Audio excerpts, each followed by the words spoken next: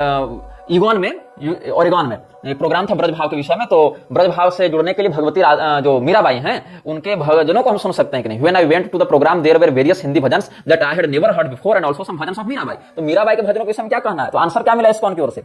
What many western devotees called Braj bhav is available in every any village kitchen in Uttar Pradesh India. जिसको पश्चिम के लोग ब्रज भाव कहते हैं वो उत्तर प्रदेश के किसी भी गांव में मिल जाएगा और रसोई तक में मिल जाएगा।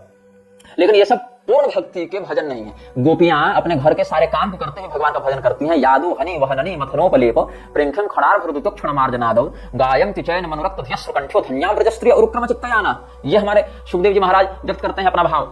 मथुरा में भगवान प्रवेश कर रहे हैं, फिर गोपियों का स्मरण किया है उन्होंने कि गोपियों का कितना सुंदर सौभाग्य है। और ये क्या कहते हैं इस्कॉन वाले कि नहीं नहीं ये तो कोई ब्रज भाव नहीं हुआ, अरे ऐसा तो हर जगह मिल जाएगा। मीराबाई के भजनों तक में भगवान की भक्ति का दर्शन इनको नहीं हो पा रहा है क्योंकि उसको इस्कॉन की वैलिडिटी नहीं मिली है ना। इसीलिए जिसको इस्कॉन सर्टिफिकेट देगा बस वही भक्त होगा, चाहे फिर वो मोहम्मद भी क्यों ना हो। लेकिन अगर इस्कॉन सर्टिफिकेट नहीं दे रहा है तो गोस्वामी तुलसीदास जी भी भक्त नहीं हुए और मीराबाई भी भक्त नहीं हुई, प्योर भक्त नहीं हुई, प्योर वैष्णव नहीं हुई, जिन्होंने अपना पूरा जीवन भगवान को सौंप दिया, निस्वार्थ सौंप दिया, जिन्होंने संसार से कुछ इच्छा ही नहीं रखी, वो प्योर वैष्णव नहीं हो पाए, वो भक्त नहीं हो पाए। प्रभुपाद जो खुद को ईसा मसीह का तुच्छ सेवक बताता है वो व्यक्ति हो गया भगवान का परम भक्त और इतना बड़ा भक्त कि उसकी जीवनी गीता और भागवत से महान हो गई इस्कॉन वालों के लिए। उसके हाथ में गोलोक की चाबी हो गई।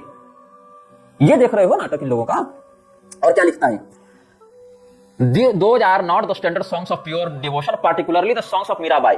जो ब्रज के गांव में गाए जाते हैं और वृंदावन में गीत गाए जाते हैं वो प्योर भक्ति नहीं है। ये सुन लो वृंदावन वालों।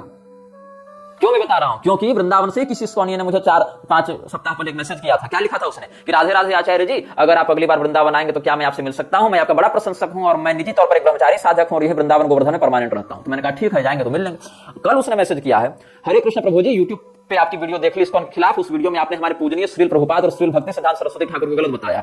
मैं आपकी इज्जत करता था लेकिन अब समझ में आया कि आप एक मूर्ख कर्मकांडी के अलावा कुछ नहीं है। कुछ वर्षों की कठिन तपस्या का घमंड आप पे इस कदर चढ़ा है, इस तरह चढ़ा है कि आप न जाने कितने संतों का अपमान कर चुके हैं बस समाज मान सम्मान पाने के लालच में। तुम कुछ नहीं हो जो अपने आप को प्रचंड तपस्या और ज्ञानी समझते हो ना। इतना तपस्या हमारे भारतवर्ष में करोड़ों संतों ने करके छोड़ दी लेकिन उन्होंने कभी घमंड नहीं किया। तुम जैसे अकल के अंधे को यह नहीं पता कि अध्यात्म में घमंड पतन की सबसे बड़ी वजह होती है। धिक्कार है तुम्हारे जैसे लोगों पर कि जो वेदों को पढ़ने के बाद भी इतना मूर्ख कैसे रह सकता है। मूर्ख इंसान, तुम्हें जीते जी नरक के भोग भोगने पड़ेंगे संसार में, यही तुम्हारे कर्मों का फल होगा, ऐसी मेरी इच्छा है।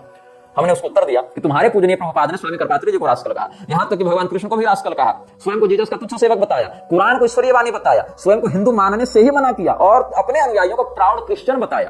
अपने को हिंदू नहीं माना और अनुयायियों को भी नहीं मानने दिया, उनको क्रिश्चियन बता रहा है। तो और गोस्वामी तुलसीदास जी के रामचरितमानस को भी अप्रामाणिक कहा। प्रभुपाद ने तो गोमांस खाने का भी समर्थन के स्थान पर किया है। ये सब हम सप्रमाण बता चुके हैं और आगे बताते रहेंगे। अभी तुम प्रभुपाद के कुकर्मों से अवगत नहीं हो और जिस स्तर की बुद्धि है 7 जन्म में होश नहीं होता।